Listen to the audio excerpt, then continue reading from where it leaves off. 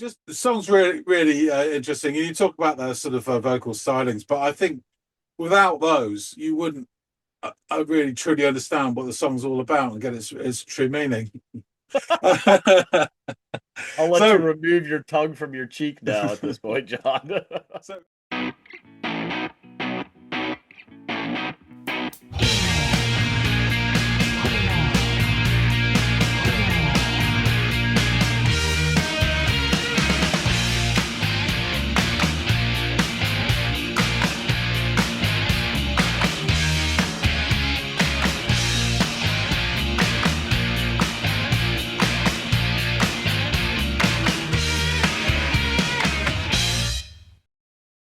Hey, everybody out there. Welcome back to another episode of the Audiophiles. It's Andy, it's John, and it is time, sorry, my man, to dig into some music. So, John, what have you got on deck today? okay, so we're going back as threatened to do another track by Angine de Poitrine. Um, we sneaked one in before. Luckily, no one noticed. Yeah, right under the Um, radar. I mean, if we were chasing views and stuff, we'd have done one the following week, to be honest with you. But I thought I'll get this one in because it's off the same KEXP set, Okay. but it's from the new album. So you heard one from Volume One. This is one from Volume Two. Okay. And I thought maybe if you join the bottom of the list of in terms of the stuff we got ready for each other, it would have been sometime in June. So and it may all be like over by then. So I just thought we'd get this one as well. Yeah. So you can have another listen, same setting and all that stuff. But yeah. Okay, so the name of the track is Fabienk. Oh, interesting, but also not surprising with a name like theirs. So, I think okay. this Yeah. song's quite interesting. See what Yeah, you I think. I look forward to hearing their music. They're very wildly talented guys with doing very interesting, unique stuff. So I just would look forward to giving them another go, and seeing what all the fine people out there in the listening audience have to say. So let me go off, give it a spin, and I'll come back and let y'all know.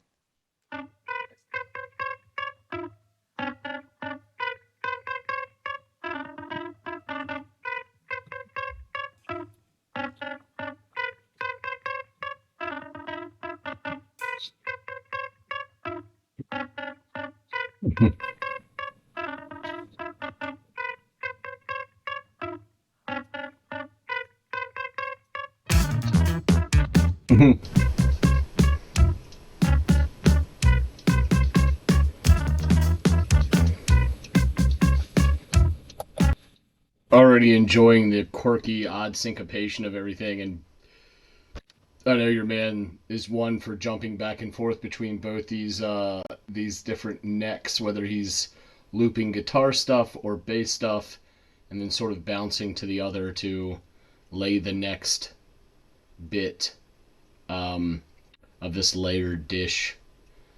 So it is all stacked on top of each other.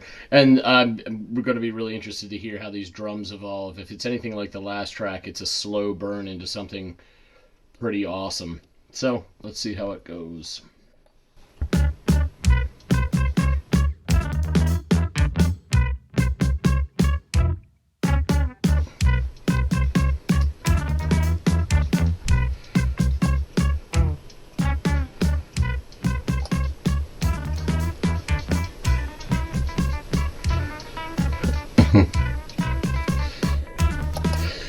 I gotta say, just because it just sort of dawned on me, there is we've talked about Les Claypool recently, for obvious reasons. We've done some Claypool stuff. This reminds me of his style, just the odd, quirky syncopations. I mean, obviously, it sounds a bit more like it when he's playing the bass, but you hear this kind of interesting guitar work on Primus tracks as well. So yeah, that's just one kind of correlative that I could come up with. I don't know if I could. There's probably not many that you can with a band like this be like, oh yes, they remind me of, because they're very unique. They really are. And there's nothing wrong with being compared to one of the greatest bass players of all time. but there are shades of that here, with stuff obviously that is uniquely their own as well.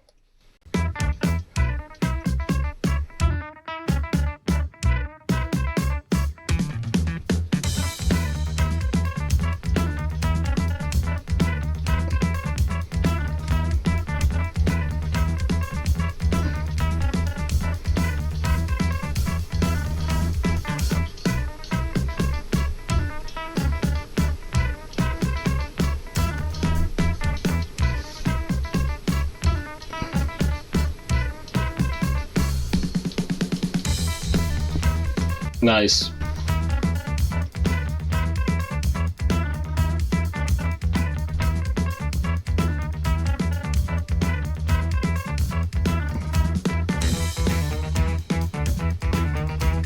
Yeah, like this.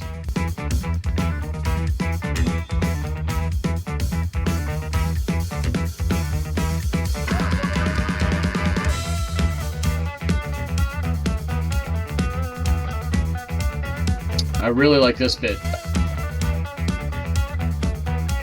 Yeah, I really like this bit and the part that preceded it. I don't know if I needed that like weird that was patched in or whatever. I could go without that. I don't even know what that was, if that was of some sort of vocal track that was dropped. But this guitar work sounds really great, and I like the pace that the drummer has injected here.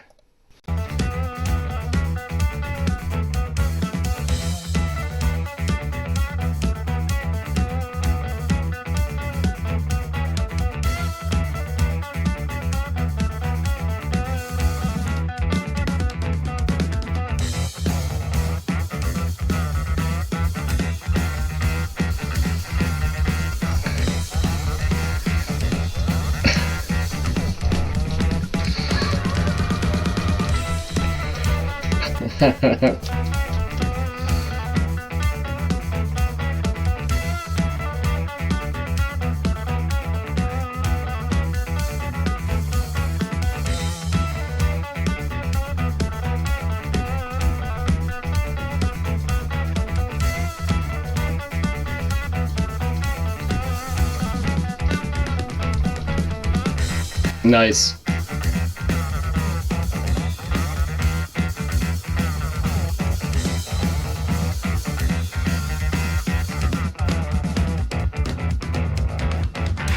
There we go. Yeah, I'd say everything beyond the 2 minute mark was a bit more had a bit more melody to it, which I really appreciated. And I don't want to be redundant, but I could definitely hear some of those like that kind of nasally Les Claypool voice. I could totally hear it laid over top of this, rattling off a bunch of nonsensical, silly stuff. But yeah, that was some great guitar work by your man as well. Oh.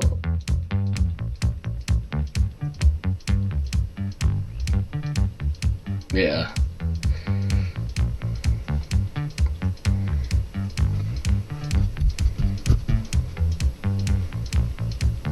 This is good. I'm feeling this. Ooh, ting.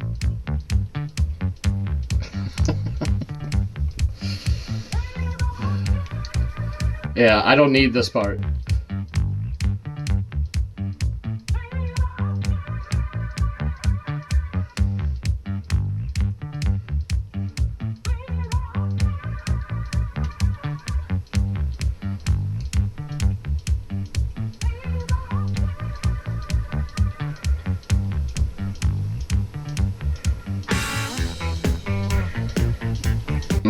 It's funky. It's like space funk.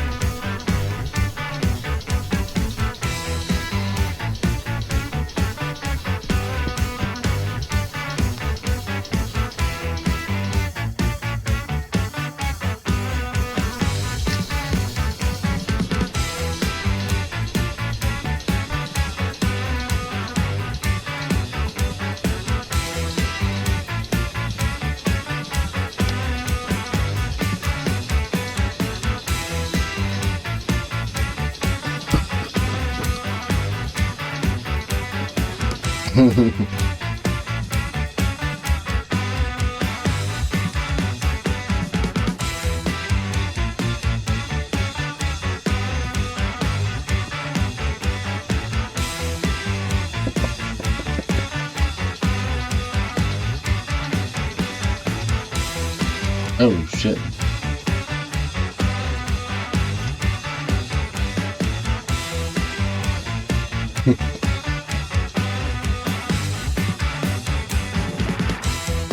Oh yeah.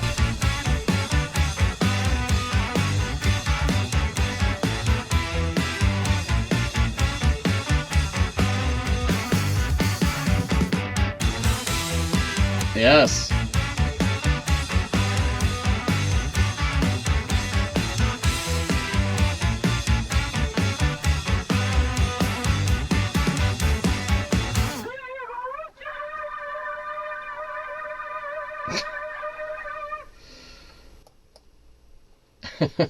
I don't.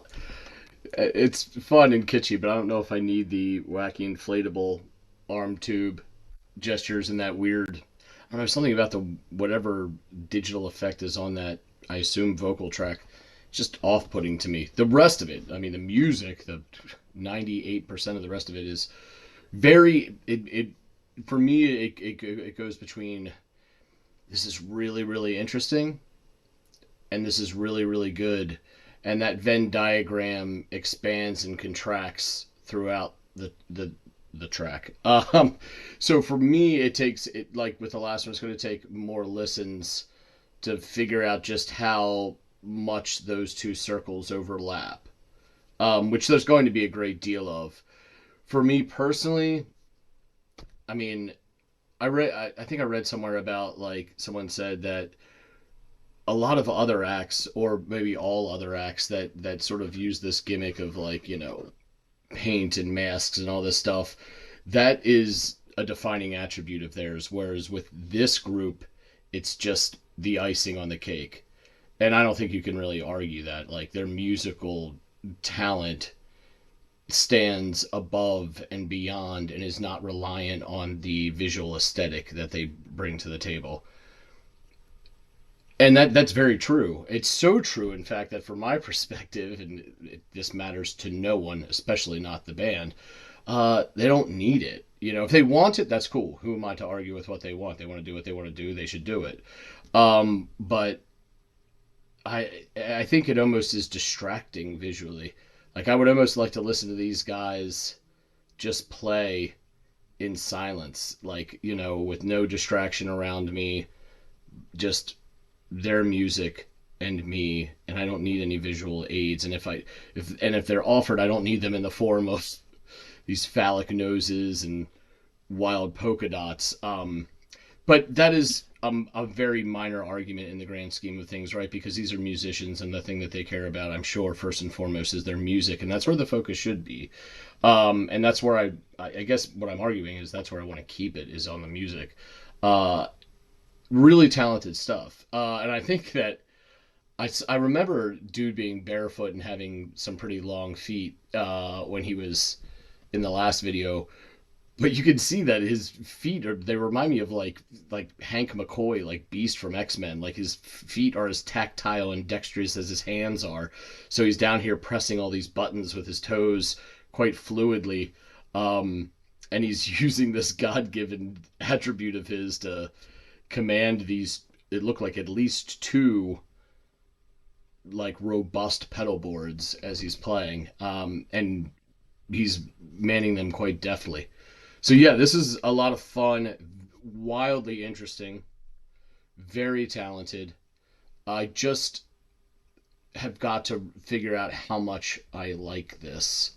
I know I do, I just don't know to what extent, and that's probably going to be my experience with every one of their tracks until I fully immerse myself in their oeuvre and get like an idea and a better feel for all of their tracks, to the point where they become a bit second nature to me. Then I think I'll have a more confident opinion on them. But I would gladly check them out again, because this is some really interesting stuff, and there's not really anybody else out there doing this kind of stuff, which is also wildly commendable, because this isn't cookie cutter or pastiche or whatever, term you want to use to describe how derivative it is. Yeah, can I see there? Of course, I can see that there's some like similarities, at least in my estimation, to some stuff like Claypool would do, but that's basically it. And they're not even that similar. It's just there's shades of that there. Yeah, all that pretty long-winded response to what I just watched, but I don't think that watching that warrants just yeah, that was pretty good, and then back to John. There's a lot to wrap your eyes and ears and brain around when you're listening to this band. And that was just sort of me doing it real time. So let's get back to John, and now that I've like unloaded, and see what he has to say about it, and maybe I can offer him my thoughts as well. It's like a cross between Hoover and Eight Men Down. He's back. So you've had to listen to Fabienk by Angine de Poitrine. What make you? So, no surprise here. You sort of let me know that we was going to be the same setting that I got in the last video, and it was. The video starts. It's back to France we go with a band who is not French but has a French name, and also no surprise here.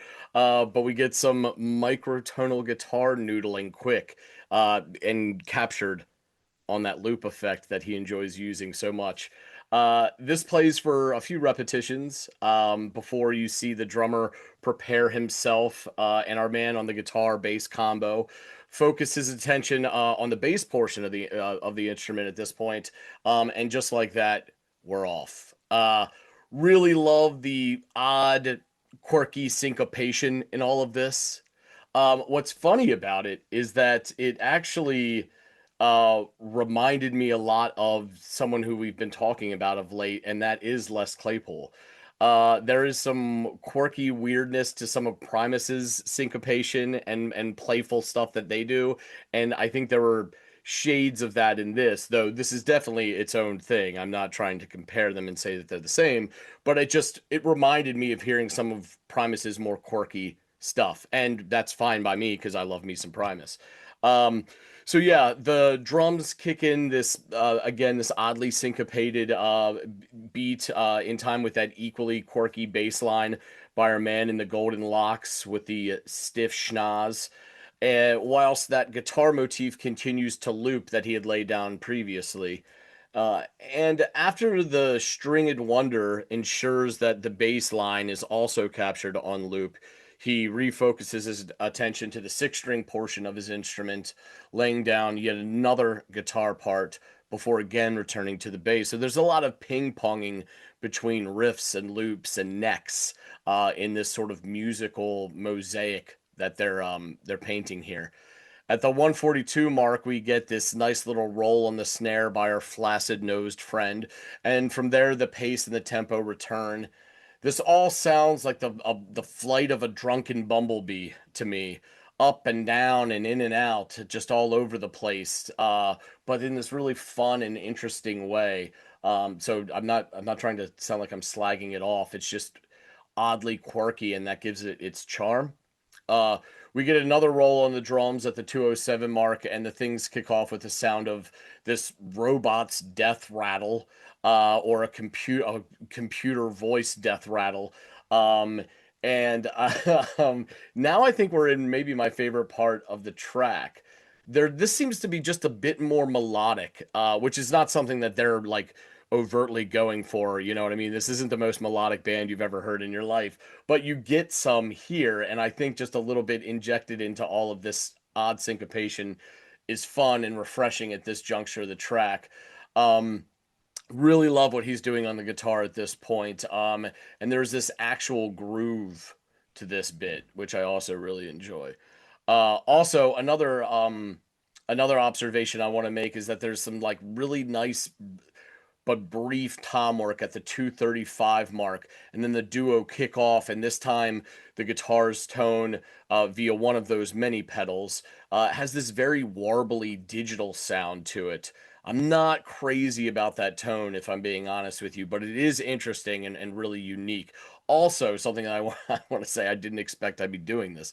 Um, but I got a better, maybe it was, I don't know if he brought out a second pedal board for this or it was there, but I didn't realize it in the first video. But he's got one that's sort of facing the camera and one that's facing the drummer and in this sort of L shape, and he's going around that. And he reminds me, like, one of my all-time favorite comic book characters. He is my favorite comic book character, is Dr. Hank McCoy, the Beast from X-Men. And this guy's foot is, as you know, it's just like Hank, where his hands and feet are as equally dexterous, and you see his toes act like fingers. And I was waiting for him to cusp a fucking knob with two of them and turn it to the right level. That's how fluid he was moving with his feet. So it made me laugh, and I realized how he's kind of perfectly anatomically built for this sort of Yeah. metal work. You know what I mean? It was really impressive.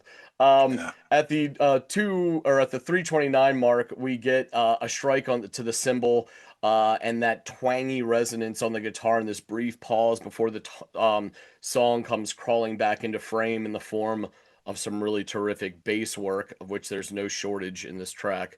To no one's surprise, this gets captured on loop as the drummer stays steadily on the bass pedal, and the fellas wave their arms about as if posted outside a car dealership during its grand opening. And then there drops in some digitally affected babbling of some sort. Again, this sort of the voice of a robot or, computer or something. I could go without that if I'm being completely honest. If they just leaned completely into the instruments, I'd be totally cool with that because that just throws me off. And so does their aesthetic. Like part of me really wants to get this and just turn off all the lights and just listen to the music and see what the experience is like then, because I feel like it's almost, I think I may have said this on the last one, sensory overload when you're watching them move about and dress like this and you're just distracted. I want it to just be me and the music at some point, which I'll take that into my own hands. That's not on you. But so from here we get this sort of new riff looped and layered and tinkered with, and the drums fire off this insistent beat coupled along with it. And this motif carries us for over a minute until the song cuts out at the end, leaving only their arms a waving as we get another iteration of that odd, digitally affected vocal sound. So yeah, again, this is wildly interesting, which isn't difficult for me to assess or quantify. What is more difficult for me to assess and quantify is my level of enjoyment. I don't dislike it. In fact, I know I like it. Um, there's inarguable amounts of talent on display here, but I want to just be free of what to me is a distraction in the visuals, and just listen to it. I think I mentioned this at the end of it. I think I read somewhere that someone had mentioned that unlike a lot of other bands that utilize some crazy aesthetic to couple with their music, that is oftentimes becomes a defining characteristic of those bands. And with this band, it's just this icing on top of the cake. Now, I agree with that sentiment, whereas they're not relying on their aesthetic to carry their popularity. It's very much rooted in the music and their talent and command thereof. But where I do take issue is like it's not even icing for me. It's something that unless you're not a big huge fan of icing, in which case it is like icing for me and I don't need it. The cake is perfectly fine on its own, but that's just a personal thing with their look, you know what I mean? And it's not because it's so crazy or so out there. It's just it distracts me sometimes from how good the music is. But that's I've only listened to them twice, and both times it's been with this visual, which I guess is another way for me to underscore how much I would love to just check this out in an auditory sort of scenario. You know what I mean? Where I can really just absorb and focus on the music. And shame on me for not being able to, spin that many plates or chew and gum and walk at the same time. But that is just my experience on it. Other than that, they're fucking crazy talented. It's two guys carrying a lot of water. And they're doing stuff that you don't see other people do. And this what I find interesting also about it is that they're very proggy. And that's something that I know you often find polarizing. Now, sometimes you'll fall on one side of it versus the other, but more often than not, it's not your bag, baby. So I think that that's kind of interesting too, that as the one of us who does lean into prog more then in me, I'm wanting to wrap my arms around this and will eventually, I'm sure. You seemed immediately ready to wrap your arms around this, and I find that interesting because of the prog factor. So, but yeah, really enjoyed this. I think I may have even liked this one. I'll tell you what, I like the guitar work in this and the loop work and the bass work in this one better than the other one. I liked the drum work better in the first one than in this one, which is to take nothing away from his drumming, but in the first one, it really grew to impress me. In this one, it just sounded really good. So Andy, that's interesting. Yeah, the whole thing is interesting, and I find the band and what they do and people's reactions to it super interesting, which I'll get into in a sec. Haven't got much to say about this. We kind of covered it in the last one. I'll put in a link to the other previous episode. So just to remind you, it's Angine de Poitrine, microtonal guitars, microtonal bass guitar, loop station, vocals, and KEXP de Poitrine, drums and vocals. So this is from Volume 2, the second studio album by the Canadian rock band Angine de Poitrine. It was released, as we spoke about when we were recording it, on the 3rd of April this year, to generally positive reviews, with Pitchfork writing that the band managed to take some of the unsexiest music in history and give it the type of groove that renders it undeniable. So the album consists of 6 songs, and it's interesting because 3 of them were part of the band's KEXP performance that we've seen a couple of, including the song you listened to, Fabienk, which was released as a single as well. Initially, it's only a digital release, and it has been announced that both volumes will be released on vinyl and CD in June of this year. And I wonder what sort of pricing shenanigans will occur. It may be sort of 2027 that I've managed to afford a copy of it on vinyl. But there you go. Just the song's really interesting. You talk about those sort of vocal stylings, but I think without those, you wouldn't really truly understand what the song's all about and get its true meaning. I'll let you remove your tongue from your cheek now at this point, John. So I'll just go through the lyrics because there are lyrics to this. So the first couple of outbursts are Fabienne, Okay. and then Sebastian, wave your arms, Sebastian, and they finish with the final Sebastian. Okay. And so someone wrote names. Someone wrote Les paroles sont problèmes en hommage à Fabian Peterson. I'll translate. The lyrics are probably a tribute to Fabian Peterson, producer of both of their albums, and to Sebastian Collin, their manager and spokesperson for the duo. So they've just put 2 people's names. Shout outs, if you will. So according to the review aggregator, Metacritic, Volume 2 received universal acclaim based on a score of 89 out of 100. Pretty good. Yeah, it also it got a 8.0 from Pitchfork, who wrote the band were popular despite their music not being remotely fashionable. And that is an interesting point because this music isn't particularly the sort of thing that people have been flocking to for the last 10, 15 years. The math rock tendencies of the song should be off-putting to those who are not fans of the genre, but that their best attribute is that they're able to dance this mess around in Pitchfork's shitty words. I think that's a really good point, actually. Some people seem to be, and perhaps me as well, seem to be able to embrace this, who are not normally fans of this sort of music. Yeah. Exclaim gave the album a perfect 10, calling it magnetic, serpentine, yet surprisingly manageable. They acknowledged the gimmickry of the band's style and quirks, but pointed out that gimmicks have long been part of rock music. Yep. Writing, of course, it's pretentious and performative, but it also lacks cynicism and hopelessness. And that's something we can all use a bit more of. Fair enough.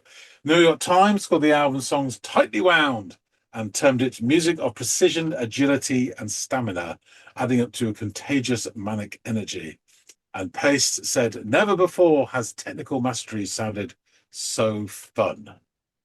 Clash said the album was a significant improvement on Volume 1, and it proves that the band is far more than a whimsical gimmick. They praised the group's ability to oscillate between maximalist bombast and a lustrous miniature orchestra, and termed the album an addictive, clever, and primal magnum opus. Louder Than War praised the band as being almost supernaturally entertaining and compared the band to both Frank Zappa and Marcel Duchamp, which is a very good point. And so the band continue to receive both extremes of reaction to their music and themselves, which I think I just want to touch on. Yeah, we've got time. So yeah, the thing I found most fascinating about this is the reaction of people, both from our episode and all across the internet and everything. And it seems to be a kind of extremes. There's a lot of people saying that this is the best thing ever. A lot of people saying, "Oh, this is just nonsense, and it's all been done before." And it was in comments that we saw, that were things like, "Oh, they wouldn't get this attention if they weren't dressing up," and things like that. Now, I'm not trying to troll anyone here, but it just struck me at that point that these are probably the same phrases that were used when those long-haired louts came out of Liverpool, and a certain Mr. Bowie will glitter and put his arm around Mick Ronson on top of the Pops, and Mark Bolan as well, and Adam and the Ants, and whatever. People have been dressing up and doing silly stuff with rock music for a long time, and it's all part of the mix. And I don't know if we've had many people dressing up stupidly for a while. So I could go without the paper mache heads, but on the other hand, like I said before, I love Frank Sinbell. It was just this nonsense, massive paper mache head. So I guess I'm a sort of a complete basket of contradictions as well. And you're right, I don't particularly like proggy music, but I think this has got that sort of element of, there's a bit of that sort of krautrock in it as well, which sort of drives it. You can feel with some proggy stuff that they're disappearing up their own navel, or other orifices are available. And it doesn't feel like there's, but this feels like there's a groove and a drive to most of their stuff. So you feel like you're getting somewhere, rather than just floating on the big leaf somewhere. There is some real funny comments that were made on the post that you watched. Drummer Boy, I love these. Drummer Boy 918 said, "It's rare when you and your 2-year-old share the same favorite band." And Thomas Musica 7548 said, "At first I thought I could never understand this music, but I'm slowly connecting the dots." I love that.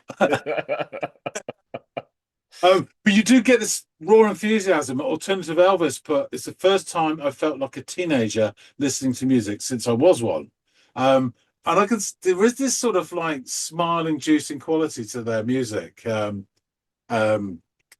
The Mig Wells 6185 wrote, "AI can't do shit against human creativity," which I quite like. And Dream Tutorials 1015 wrote, "Played this song 26 times today. I'm afraid of tomorrow." And then there's a couple of musos put in. Biggie Frosty, I don't know how much of a muso they are, but someone wrote something about, imagine a stadium where everyone's bouncing to seventh notes. And he's wrote, "I love how if you count the quarter notes of that part from 1 to 14, how 13, 14 goes so perfectly with the funky bass part. It's like they wrote it so it feels great to count along to 14. We're getting some right nerds here. Yeah. Welcome to math rock fandom, man. Yeah. And Charles Tozes 4245. "I love this freaking band. I'm a guitarist who writes mostly hard rock metal songs, but the stuff he writes blows my mind. Non-musicians have no idea that the things he's doing are so incredibly difficult. Microtonal guitar and bass, controlling a ring modulator, recording layers of loops on his Boss loop station, and crazy time signatures. If you were to miss the time, the smallest thing, everything would fall apart." Just unravel, yeah. And I think you could hear this being created in a studio, and you think, "Oh, that's clever," but actually seeing him doing it, I have no idea how difficult it is, but I imagine it's very difficult. But seeing them do it live like that and perfect, it is. You easily forget how impressive it is. Oh, and yeah. as you say, with the big fucking Bigfoot, Yeah, those Sasquatch feet. finger toes that he has. Yeah. But I think at the end of it all, I think that the reaction has been amazing from a lot of people. And then the people are pissed off because it's filling up their feeds, but it's filling up their feeds because people are watching it. They're not making millions out of this. It's not pushing enough product yet. But I think it has brought discussion and a bit of fun and a smile to most people's faces. So there's this enthusiasm around it, which I think is great to see other people, and I kind of get swept up in that. So I'm slightly conflicted by them as well. Like, I could do without the paper mache shit and all that. I don't mind it. But I'm not 14 anymore, so it doesn't really get to me like that. However, I love this sort of instrumental stuff and what they're trying to do something different. And I love the fact that people seem to have latched onto it, which is great, because it gives you hope that other weird shit will get, latched onto, and we'll finally see a return of Belgian punk jazz. And one can dream, can't they, John? anyway, hey, really quickly, since you were doing a bit of translating for us earlier, and I'm sure some people out there know it who speak French, does that Fabienk or whatever that title is, does that translate to anything? No, it's just letters. Okay. Yeah. I wasn't sure if it was a French word that I was didn't have context on, but okay, fair. Yeah. It might even be Fabian K, for all I know. Okay. Yeah. But yeah. So not to be taken too seriously, I think, but fun. So enjoy. I'll wrap things up. Thanks for listening to this, Andy. Thank you. Folks out there, please tell us what you think. And hit the like button if you like this, and drop some comments. I think this song is more interestingly constructed. You're right in terms of guitar parts. It was more, the other one was more straightforward. This one's a little more interesting. I loved what he did in this track. I would say this though, the drummer is still fucking brilliant. There was some ghost notes in there and everything that were just really. Yeah, I really loved his work on that ride cymbal at different points throughout it too. He was doing some really interesting stuff there that I was like. And it's a simple kit as well. It's not like a massive no smorgasbord. But that's when you see the talent on display. You don't it doesn't get lost in everything. You can actually see because he's utilizing the bare minimum. Yeah. So yeah, good stuff. Yeah, so please drop comments, tell us what you think. Love to hear from you. If you haven't subscribed already, please do. We do appreciate everybody who does support the channel. Hop on board. Plenty of room at the back. That being said, thanks so much for watching, and we'll see all of you in the next episode of the Audiophiles. See you later, guys.